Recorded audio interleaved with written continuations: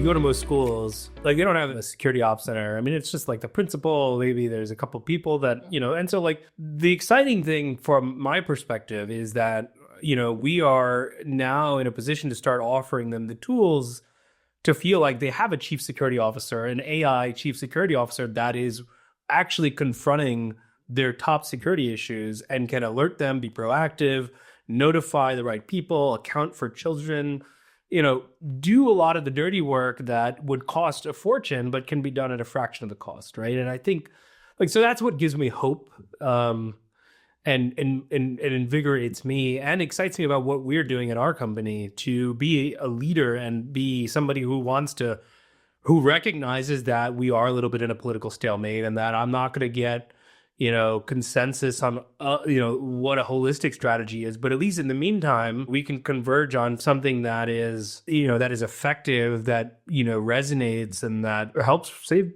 kids' lives. Talking about AI and analytics, I mean, that's where everything's going. Right. We're solving these problems, like you said.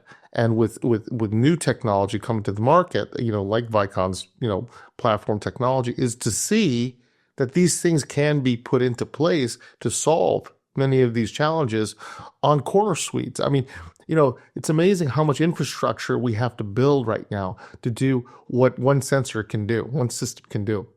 We have all these boxes, all these cameras, all these sensors, and it really can be done with one camera, right, in today's world. And so I think minimizing the footprint of technology to maximize its output is incredibly important. Right. I think that's the name of the game in the future, right? We want to minimize that footprint so that output can grow exponentially. If we get to that point, it becomes less of a friction in regards to cost. Because, and again, once we get these cities funded for their infrastructure, which immediately, I mean, when you want to deploy something in Dubai or something in the Arab Emirates, their infrastructure is built modern because they didn't have anything. Right.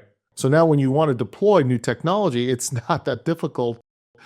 People always ask me, how is it that Asia or the Middle East and certain countries are so more advanced? Because there was no infrastructure. Right. They've rebuilt it in modernization right out of the box. It's in the last 20 years, right? In the last 20 years. Well, of course they're modernized.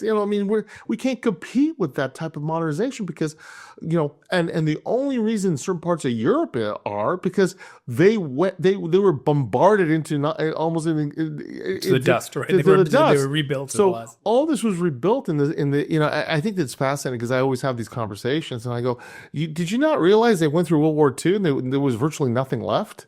So they built everything in the 60s, 70s, and 80s. Our infrastructure in Boston alone is from the 1700s. They're still replacing old sewers that were during the colonial period. So I just think that we have to really have this awakening, right? And I think the awakening is happening finally. I think people realize that we can't wait any longer for this. And again, some iterations of this has started with, I think, Obama, then I think that some of it is taking place. Right. But I think that, and this is not a Republican or Democratic conversation. Right. I think it's a conversation for people. Right. I agree. It doesn't have to be partisan. I mean, I think we can all agree that this stuff needs to be better. So, I think we are converging. I think you're right. There is a nascent upswell of demand that is driving it. Like I was just at Newark, Terminal A. I mean, it's actually pretty fantastic, and so, I mean, you can start to see like the new Penn Station is actually really nice. I remember we used to, like compared to what it used to be, I mean, it's crazy how, so I'm optimistic. LaGuardia. I mean, you can walk into LaGuardia and actually, get on a flight and actually it's on time. Yeah. So I think, sometimes we expect things to, snap our fingers and it to appear, but, but I do think that, I was having this conversation with somebody else recently, they were so like, oh, they're so frustrated, we have plastics and, we're destroying the planet and this and that. And I said, in one generation, we've had plastics. And I think by the end of this generation, we're going to probably get rid of plastics for the most part. So, and that's pretty quick for turnaround time, frankly, when you think about it, right? And so, I mean, that's just one example, but I think people expect things to happen in minutes, but the reality is... Well, I mean, and then you have offenders like China that really don't care. Right. And unfortunately, this is a reality. So Yeah. we're not, at the end of the day, we have to understand the world is going to be diverse in its own effect. And there'll be obviously countries that care or don't care. The problem is that we can't, you have to be legitimate in regards to how you're doing things. Because if you don't, then putting the whole burden on one country versus others is not going to work either. It's a balancing act. Yeah. 100%. And the world is right now in a major transition again, right? As it's gone through, and it's still in the transition since 9/11, right? Yeah. We've been in a transitional period in terms of evolution.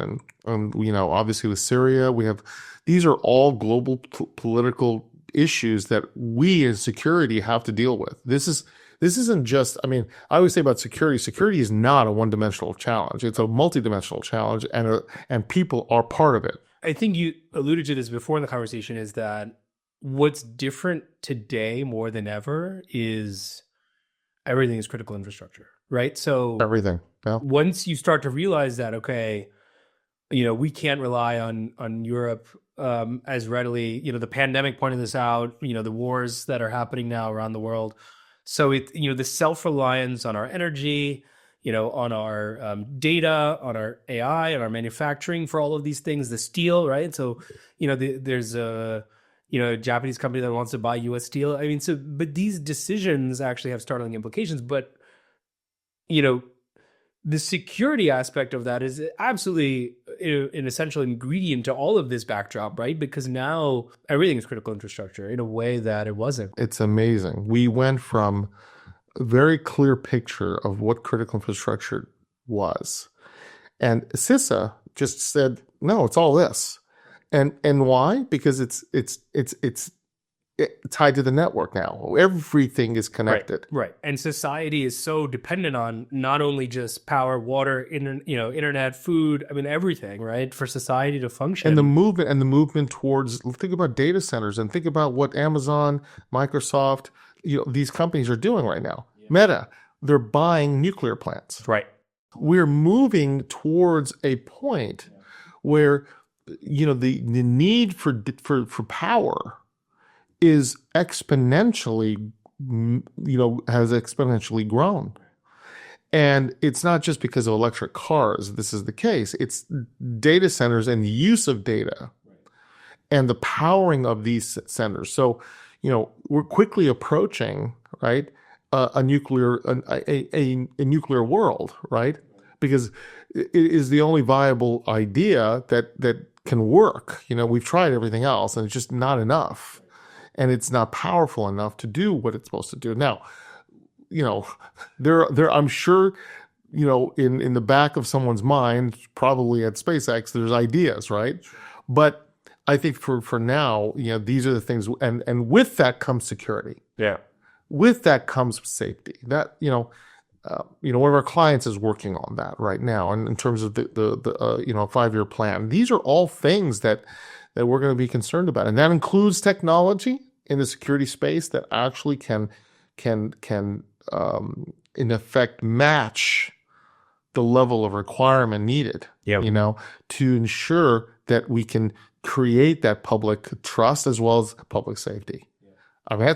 That's a big, people go, we're building a nuclear plant right next to you, right?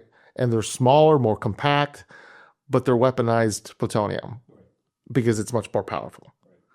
The French have created it, so it's not, it's not that it doesn't exist. It does, and it's been very, very successful. So, but we have, again, the mindset shift, right? There's a lot moving right now, and I think in the security industry we have a huge opportunity to become leaders in this technology shift. I think we dropped the ball, many years ago. We could have been there already, but now we're fastly, we're catching up. Right. And I think that with the catch up, we'll position certain companies to take advantage of the success. And I think that's where a lot of companies are going to be doing very well, including yourself. There's a lot of that, I think, is what's surprising and exciting at the same time. Every year I look at technology and I look at what technologies are going to change the way we do things. And what really excites me about, finding companies like Vicon again, right? So I knew Vicon from the past, but being introduced to the next platform, and I call it a platform because frankly, as a sensor platform and a camera platform, it becomes AI ready. It becomes, the next generation of what cameras need to be as sensors, but also easy deployed, easy manageable, and creating services around those cameras, right? The capability of building those as business models for organizations like integrators.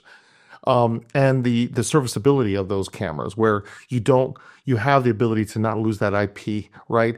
Addressable system, right? You replace, you put back in, and you're ready to roll again. And for the integrator, that's huge. For the end user, it's huge. Less cost, less service issues, but also in terms of the adoption and use of Halo as a chipset, which allows now to configure, new, obviously, use cases and models as we go. It's just naturally makes the most sense, right? In regards to the industry and its movement, working with Axis, working with other companies, Hanwha and all that, all of them have taken their steps forward. But what's great about, I think, Next is the fact that you've not only changed, you've not only adapted to the of course level of where people are, but also taken the technology and adapted it for the integration and installation, which is functionally what makes it interesting as well. You have both sides of the equation and puts you in a position to successfully enter the market at a catch up to where people are, but beyond, right? So creating a platform that can modernize and then evolve towards that modernization. So I think that's the excitement of what I saw. And like I said, we're very, we are, we take technology very seriously within ESI, and we're always looking at what's going to, be the products or technologies that can evolve. And especially in the verticalized world we're talking about, in critical infrastructure, what companies are going to need to ensure that they can not only catch up as an end user, but also move forward. So I think that's Next has really excited me about the capabilities that were built into the camera and the sensor. Yeah, that's sensor fusion as what I was hoping, and it's funny because in many cases, I did see that inevitably there would be something that could hit that mark somewhere, and Vicon, nailed it.